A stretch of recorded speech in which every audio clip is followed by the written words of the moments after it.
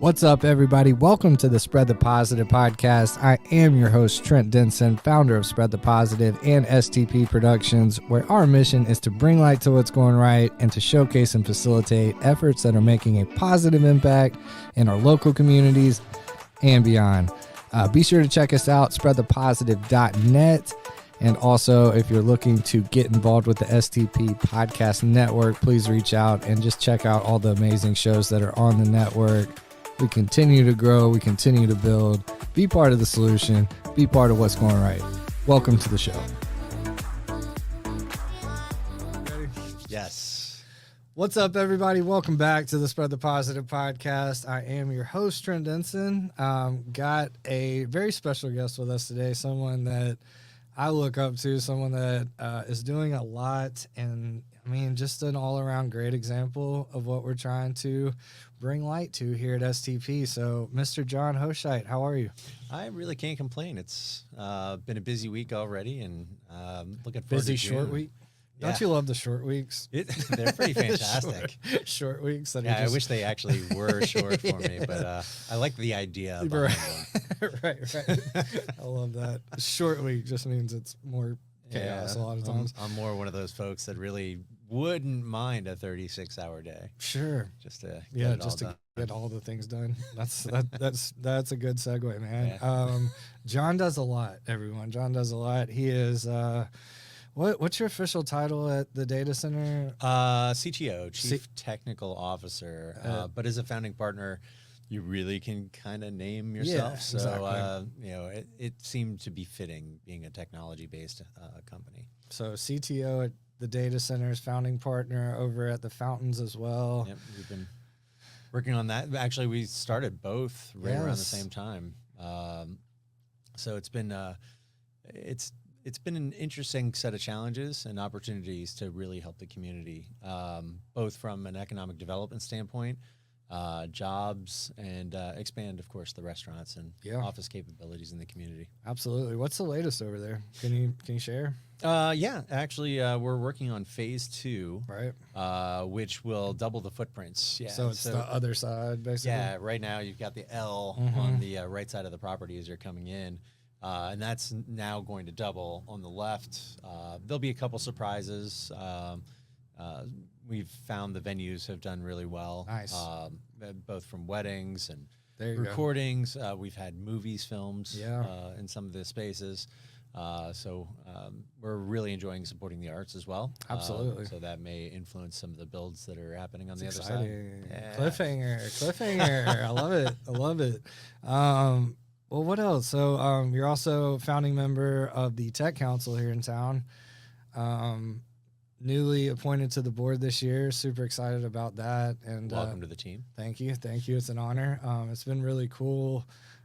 Just kind of seeing a little behind the scenes. I feel like I've been pretty involved over the years, but just being some of the board meetings and some of the planning and all the events that are on deck. It's been really cool to be, involved at a little more of that capacity. But give us a little backstory on the Tech Council and where it's been, where we are, and where we're going. I know that's kind of a loaded question, but no, it's a great one.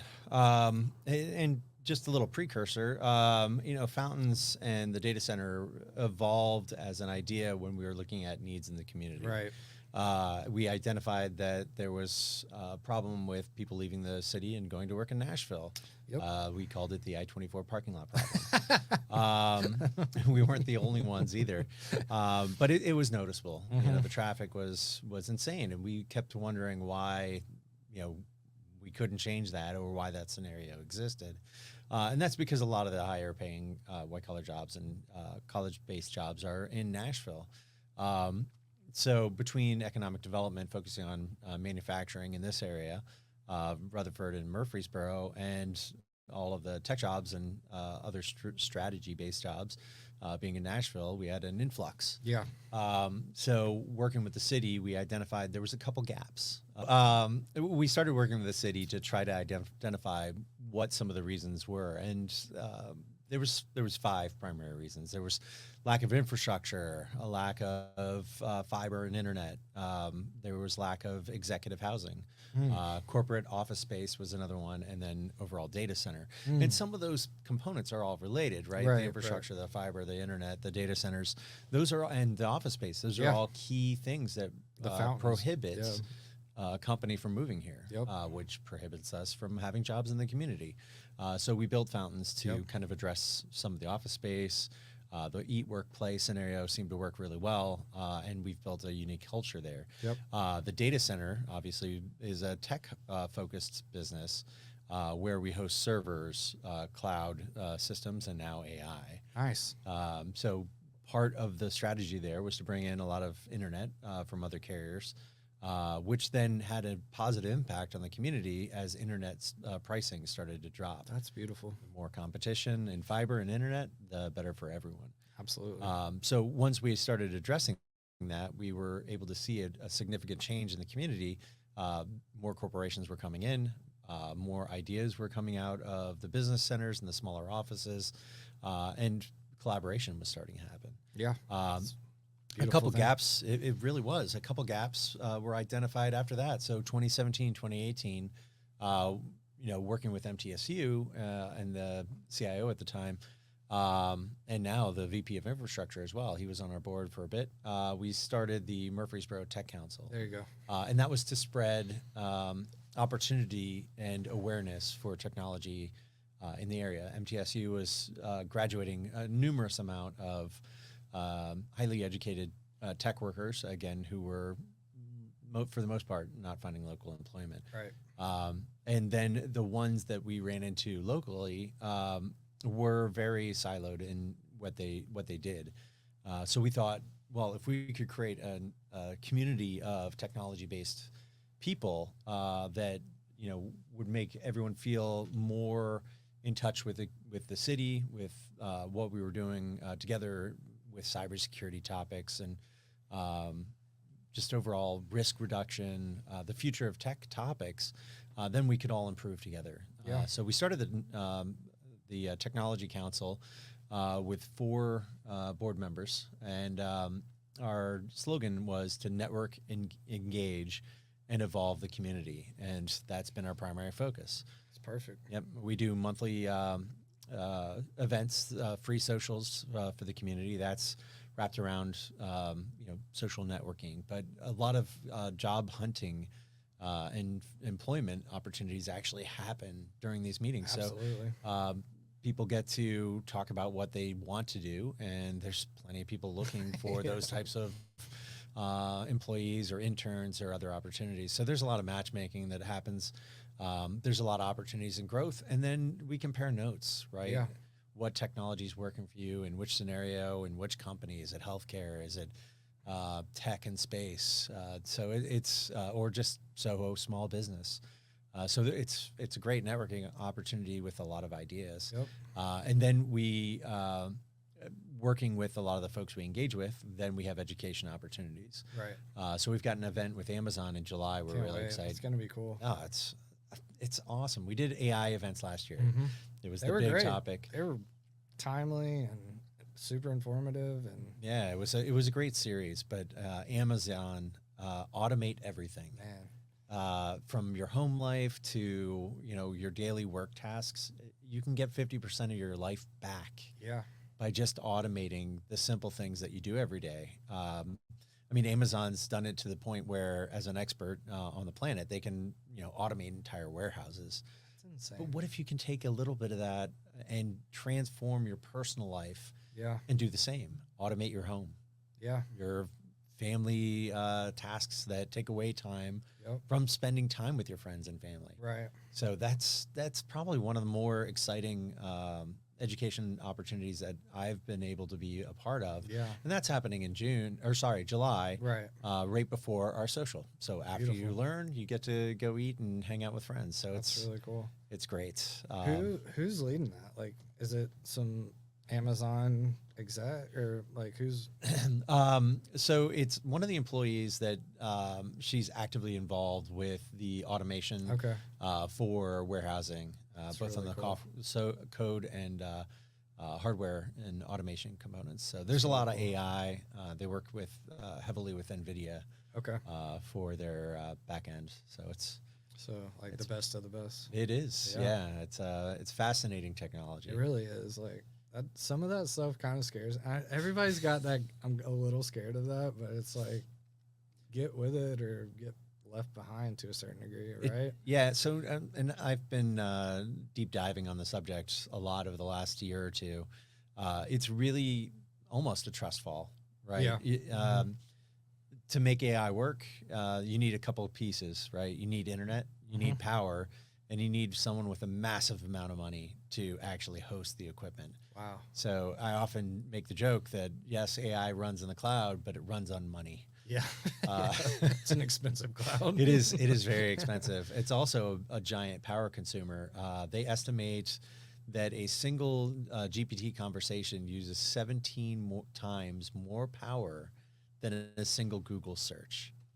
That's wild. So, and you've got to work with AI to make it work, right? Yeah. It's not inherently perfect every time or even accurate. Right. You have to really tweak what you're working with to get it to happen. I'm a prompt engineer. I've added it to I'm waiting for my $250K a year job. They're out there, I'm sure.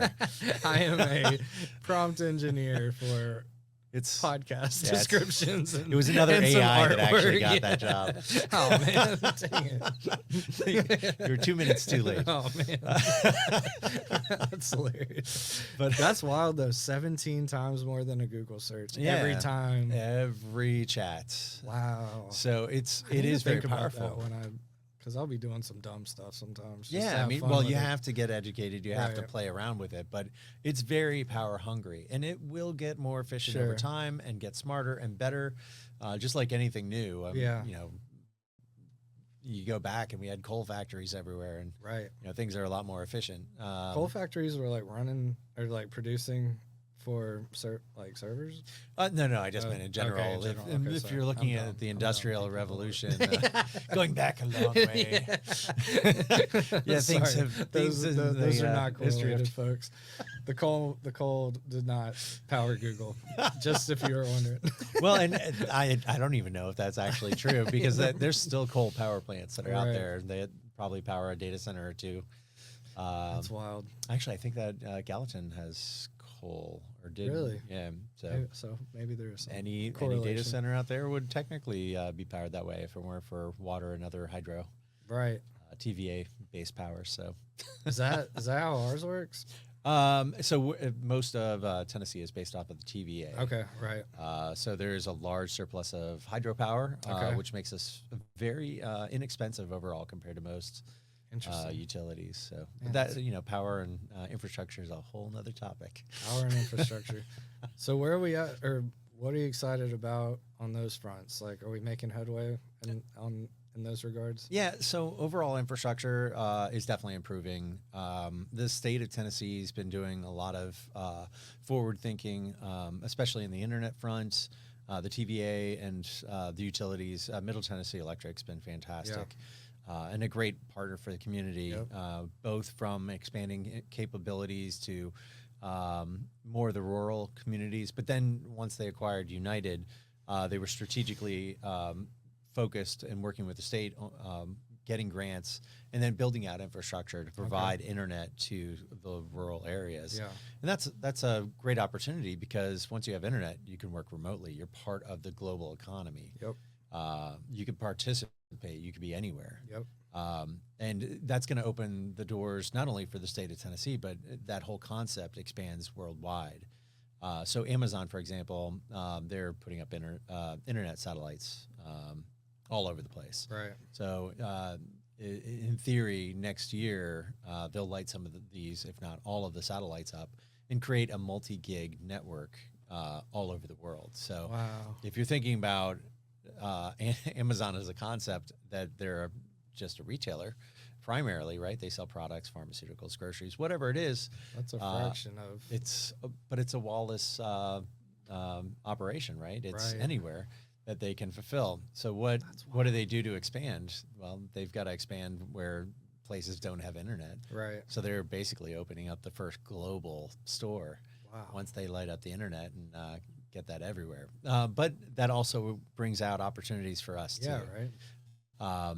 You know, That's mind blowing. it is. It's mind blowing. If you it's really, a great move. they're pretty smart over there, man. And AWS like fuels the whole thing just about, right? Oh yeah. I mean, yeah. If they're gonna have data centers from themselves, they might as well get good at it and resell it for everyone else. It's a good strategy. Yeah. We have a school in Haiti as well. Yeah. That's been Great segue. Yeah, it's been a transformative effort. We put it together outside of Cap Haitian. Okay. Oh my gosh, almost 10 plus years ago. Was that your brainchild? Originally, it was a non-tech school. Okay. The tech aspect was definitely something I architected and put together. Cool. And how'd you get connected with him? Sorry, I got questions. How'd you get it's connected? fine. Well, my dad was a big proponent on helping a lot of people in third world countries. He's been a great mentor. Yeah. And the way he was approaching things seemed to lead to frustrations. Whether donations ended in theft, there was warlords that intercepted things, lack of care of donations, or donations just never made it. It got me thinking on how we could do things differently. Yeah, I remember you talking to me about that. And like that was one of you're like, if you do exactly this, it goes right here. Yeah, and that was really important to you. That is the point. And you can help people by giving them donations, but that doesn't help them survive, right? Help themselves. Long term, yeah. So the school really made sense, and then the tech avenue for that. And we started early, so K through tertiary school. We sent down laptops, generators, built infrastructure to be able to support the younger kids. We had to start working with some of the older kids to become teachers as well. Yep. So while they were going through college, they would be able to bring back that's awesome. what they were learning to the students. And then we used a software called Edubuntu. Okay. That had pre-approved curriculum for those age brackets. Nice. But we also packaged in web development software learning tools, the goal of which, after they graduated, they could start taking on web work. Yeah. And they had internet, so they were able to take global economy-based jobs on doing web design. So cool. So $50 to $100. Your barbecue now has a website. Your fundraiser now has a website. Sure. You're helping the global community and third world countries, and that money went directly to the developers.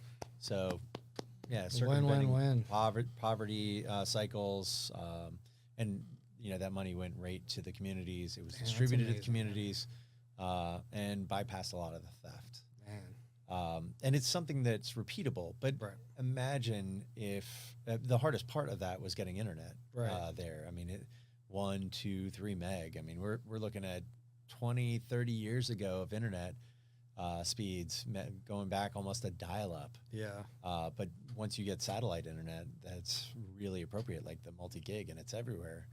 You've changed the possibilities for outcomes in applying technology in third world countries. Now, so awesome. With the right motivation and the right strategy, you can help everyone.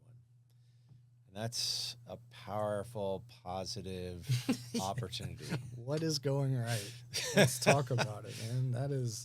That's amazing. Like we've always, some of these problems that were deemed unsolvable and just lack so much hope, like that's gone. Like, man.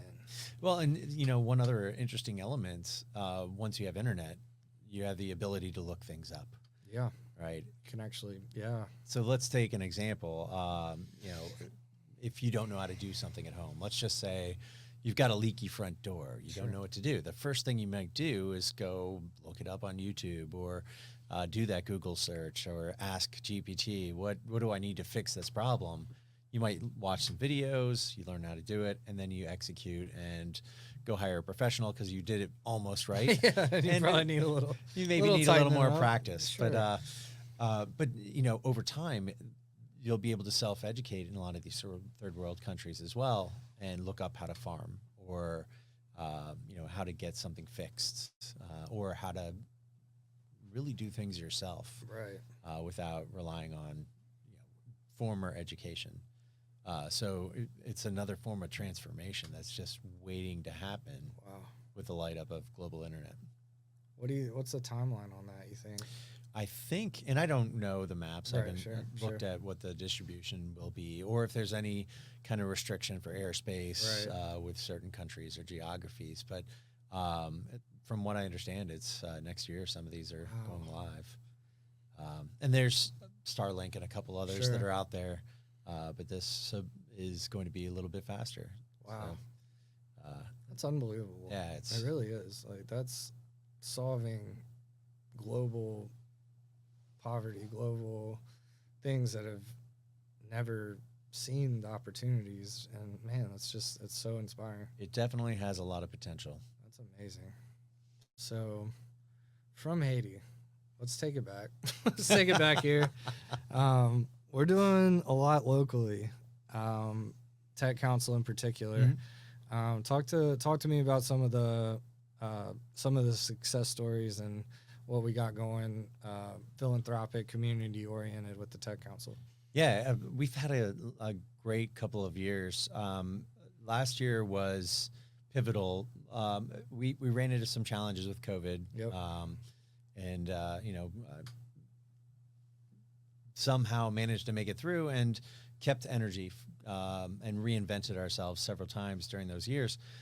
Last year, we were fortunate enough to raise enough funds and build our relationships to the point where we were able to start making laptop donations and tech donations to the community. So last year, we made the top technology donation to Murfreesboro schools. Let's go. In school history. That's incredible. Yeah, hundreds of laptops. Students have access to much newer technology, faster, drop-resistant laptops. They're great for kids. That drop resistance is pretty crucial. There's a lot of benefits for awesome. For this, and it gives the opportunity for students to learn on newer tech and have a better future as a result. So that was probably one of the most moving opportunities that we've gotten out of that, besides helping the individuals that we do. And then this year, we started out strong. We donated to the Read to Succeed program. So all of their staff has new technology to work on. Nice. To help with reading programs, not just with children, but with adults. Succeed's awesome. Yeah, it's such a great program. Yeah. And so well connected in schools and even the library system that we have. How long have they been here? It's something like 50, 60 plus years or something like that. It's a good year. I was surprised. And their director is amazing. Yeah. She's great. Their spelling bee is always a fun fundraiser to attend. Jonathan Harmon, good friend and partner and all the things with STP, got a bad break in that. He's still a little salty about it, but it's funny to look back on. But man, it was intense and it was fun. Like everybody in the room was just locked in on this final spelling. I think it was what was her name? Can you spell paper cut? Yeah, literally. Literally. And it was Weston Wax, and she's at Redstone. She used to be a junior achievement. Kim Young. She won. It was awesome. It was like neck and neck. They went back and forth. It was super, super entertaining. But anyway, Read to Succeed, the fundraiser, the spelling bee. Highly recommend attending and supporting any way you can. But that's amazing that that the Tech Council was able to do that. That goes a long way. Yeah, we're still looking to find some other good candidates for laptops this year and next year. So cool. If anybody is interested or has a good idea, the website is murfreesborotechnology.com. Yep. The email address is info@murfreesborotechnology.com. Cool. Apply away, right? Yeah. Yep. I'd become a member. It's free anyway. That's right. You get access to all the events. It's a great group. information on cybersecurity, top trends. The state of Tennessee provides information on vulnerabilities and risk. So if you are an existing tech worker or an employee, it's great for just keeping up with trends. So a lot of benefits. And sponsorships are a great way to help too. The sponsorships go to programs like the laptop donations. You can sponsor through the website anywhere from 500 to the sky's the limit. There's a lot of benefits from events, perspective, marketing, and outreach. But one of the more interesting benefits by supporting the Tech Council, if, for example, you own a company, let's just say STP, you've got 50 employees, and you want to offer a perk to your employees for retention or employee improvements. MTSU has partnered with us to offer discounts in tech jobs or tech education and degree programs all the way up through masters. Wow. So you can get up to 20% off on education at MTSU and degree programs. Just by being a member of the Tech Council? As a sponsoring member. Oh, okay, sponsoring member still. That's amazing. There are other benefits for actual members as well, but you can go to the website for those. I knew that. See, I'm new. Bear with me here. That's amazing, man. Still has that new board member smile. New board member smile. That's super accurate. I can't even. That's super accurate. What else, man? What else are you excited about? I know you're traveling a lot. You're on the road, just doing your thing. So, what are you excited about? AI is probably one of the more exciting items. And as you mentioned, there's a lot of fear and worry in AI. And I'm getting less and less concerned about it. That's awesome. Besides the resources that it takes to run, there is so much heightened awareness on an education that's coming out on what to say and what to share with AI. Sure. Just like anything else, what you say gets recorded, right? And your Google Home is listening, your apps are listening, and most people are getting more aware that you can ask questions and just try not to share your personal information, which is just best practice anyway. Yeah, just in general, AI is going to continue to get faster, more powerful, and more convenient in certain areas, but in no way, shape, or form can it replace human activity. Right. So while it will support and help make a lot of jobs easier, I remember when AI was really getting powerful, the paralegals were the first group that people were worried about. But AI was making false recommendations on cases that never existed. Really? At which point that was pretty much locking in the job security for paralegals. And a lot of that's going to keep occurring. While certain activities will be trusted, maybe call center, the person that answers chats on a website may go to AI first. Yeah. In those activities. But overall, at the end of the day, you're still going to want a real person, and most services will then transfer you to a person. Right. So you're going to be able to still have that human interaction. Yeah. The other thing is for companies that are trying to leverage AI, the one thing that it really runs on is knowledge from back end. So all of the emails that you ever wrote, the procedures, the documents that you ever had, you feed those to AI, and AI repeats them every time perfectly. Right. So for someone that is trying to figure out how to do their job on day one, and maybe their boss is really busy, AI may be that person that says, or that interactive thing that you go to interface with, and it tells you how to do your job, because whoever did it before wrote down what to do, and the AI will help. Yeah. So it's going to be more of a buddy and something that helps. It's like the Jetsons. What was the Jetsons guy called? George Jetson. Well, Rosie. Right? I think we can all use that. I think it's in our modern day called the Roomba. Rosie the Roomba. Yeah, true story. But vacuums and cooks. That would be fantastic. Absolutely. That's awesome, man. I'm excited. And it's cool to hear firsthand, because you're really out there at the conferences, doing the things, making the connections, like studying like how we can do this properly, right? I think that's something that is pivotal, obviously, but just you're like, it's a clear passion of yours, right? Like this is something that's like deep rooted and something you're not gonna stop doing. I don't think, No. right? Yeah, like this is one of those things that's just who you. I mean, it's who you are, and like why you wake up and get kept up at night, right? Yeah, I mean, it's the cause and cure to all my problems. So, technology. So That's funny. someone needs to write that country song.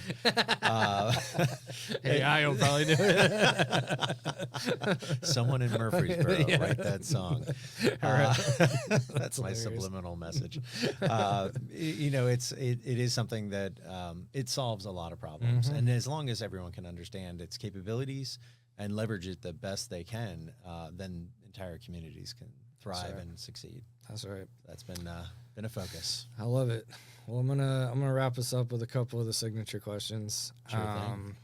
So you've been familiar with STP for a while. Yeah. Who's someone in your life that, when it comes outside of people directly associated, who's someone that really lives out the mission of spread the positive in your life?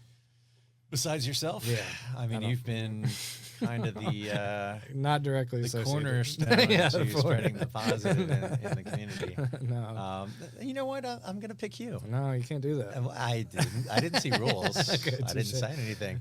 Okay, but that's fair. I am going to say you. The first time I met you, you were doing an event, and you had a panel of folks that were talking about the positive things they were doing in the community. Yep. And the place was packed. People were excited. They were energized. And that really got me thinking about how what I do in my personal life and my day-to-day and every hour that I spend on the Tech Council really can make an impact on other people, because you were clearly doing that. Man, and succeeding. that means a lot. So you do that. I mean, you do that at the events really well. So back at you. I appreciate it. Yeah. But there was a lot of energy that you were able to drive up, and I think it was contagious. The idea, even at its fundamental baseline of the positivity in what you're trying to accomplish, it's unique. Yeah. And I think you did a great job. Thank you. I'm sticking with it. Oh, it was you. Man, you cheated. You broke the rules, but that's unofficial what I did. Rule bender. That's what we need more of too. I love a good exception for the right reasons, right? That's beautiful. Grateful for 4 things you're most grateful for right now. Oh man, 4 things. Summertime. Yep. Sunshine, vitamin D. Oh, man. It's good to have you back. Sunlight and warmth. Our community and school system, I think it's fantastic. We keep having students attend our socials, and they just every week seem to be smarter, more informed, better prepared for life and the workforce than I think I've ever seen. That's a great answer. And so, the educators that are out there, you just keep doing what you're doing. You're doing a great job. Number 3, my family. I'm blessed to have a kiddo here that Swaggy J. Yeah, Swaggy J. He's in the studio today. 3-piece suited up. And he's a joy. That's amazing. Every day is a blessing that he's. I'm gonna have to shout out the piano recital you told me about last night. The crowd work, man. I heard all about it. You had the crowd in the palm of your hand, huh? The piano recital. Yeah, he's like, oh yeah, that was a Tuesday. That's no problem. You should have seen the one on Wednesday. That's a good one. Family. Number 4. I'm gonna say the board members. There you go. The people that team. Donate their time and effort to really help the community in various ways. That's and beautiful. see the value in the technology aspects. Absolutely. So got a heck of a team for sure. Yeah, they're great. That's a solid grateful for. Yep. Well, everyone, this is Jon Hosceit. director of all things. I'll just say that. CTO, all the above, just doing amazing work in so many capacities, man. It's an honor to have you on. It's an honor to call you friend. Thank you for your continued support. You answer my crazy emails. You listen to my crazy ideas more than most, and it means a lot, man. When this fully pops off, I'll definitely be able to be like, there are folks like Jon that really had my back and really just heard me out, man. It really means a lot. Not to get all sappy wappy, man, but you got me in my feels a little. But thank you for what you do. Seriously, it's an honor to call you friend and have you on. I am grateful for mute buttons as well. Mute buttons. Take two. This is a take two. I gotta call it. That was on me. Did a whole podcast and this microphone was muted, but can't win them all. But we got some great help today. Mackenzie's killing it over there. Thank you very much. Thank you, Mackenzie. And yeah, we'll wrap this one up, man. Thank you so much. All right, man. Thanks. Till next time. Thank you for listening to another episode of the Spread the Positive podcast. For more information about all the things we got going here at Spread the Positive, please check us out, spreadthepositive.net. Get involved with our underwriting, advertising, sponsorship program, start a podcast, or if you just want to support the mission, reach out on spreadthepositive.net or any of our social media handles at Spread the Positive. Look forward to connecting with y'all and giving y'all another fire episode on the next one. Thank you, and we will see you then. Let's go.